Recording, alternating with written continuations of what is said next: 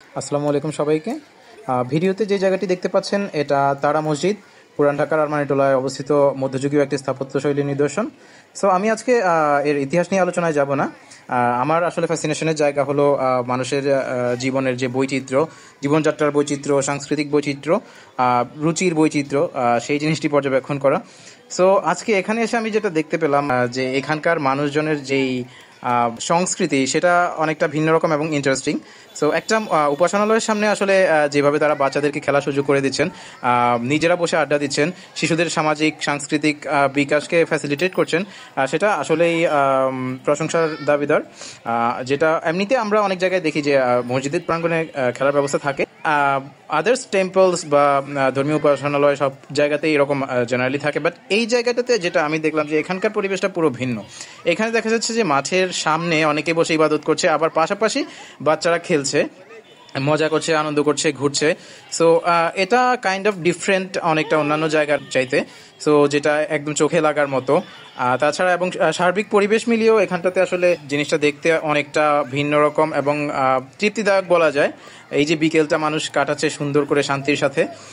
So আমি বলবো যে আমার কাছে এটা দারুণ একটা এক্সপিরিয়েন্স। আমি অনেকগুলি টেম্পলস এখন পর্যন্ত ঘুরেছি, দেখেছি। টেম্পলস বা আদার্স মসজিদ, পুরান ঢাকারই অনেকগুলি মসজিদ দেখেছি, পুরনো স্থাপনা দেখেছি। সো এখানটার মতো যে একটা পরিবেশ সেটা আগে কোথাও দেখা হয়নি।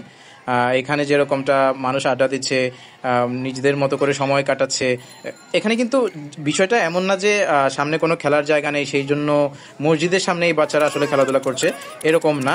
মসজিদের ঠিক অপোজিটে, আমি ভিডিওতে দেখাতে পারছি না, ঠিক অপোজিটে একটা বড় খেলার মাঠ রয়েছে যেখানে আলাদা করে বাচ্চারা খেলছে। অন্যান্য এই এলাকার যারা শিশুরা আছে বা যুবক যারা আছে তারা খেলছে। বাট মসজিদের সামনে আবার আলাদা করে আরেকটা জায়গা যেখানে বাচ্চারা এসে খেলাধুলা করছে। সো ধর্মীয় ব্যাপারটাকে, ধর্ম এবং ধর্মীয় উপাসনালয়কে বাচ্চাদের কাছে প্রেজেন্ট করার যে ওয়ে এখানকার মুরব্বীরা ফলো করছেন, সেটা আমার কাছে খুবই সুন্দর মনে হয়েছে। যে ধর্মটাকে সুন্দর, সহজ, সাবলীলভাবে বাচ্চাদের কাছে উপস্থাপন করার একটা সুন্দর পদ্ধতি তারা অবলম্বন করেছেন। সো এইটাকে আমি আমি আমার কাছে অনেকটাই ভিন্ন রকম লেগেছে।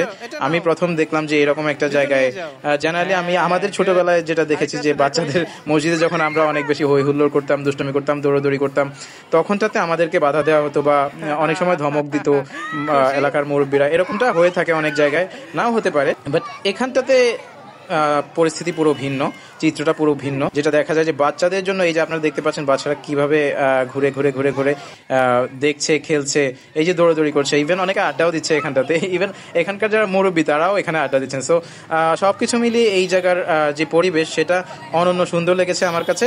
সো আপনাদের এলাকায় যদি এরকম সুন্দর প্লেস থাকে তাহলে অবশ্যই আমাকে জানাবেন। অ্যান্ড ধন্যবাদ অফকোর্স। আসসালামু আলাইকুম।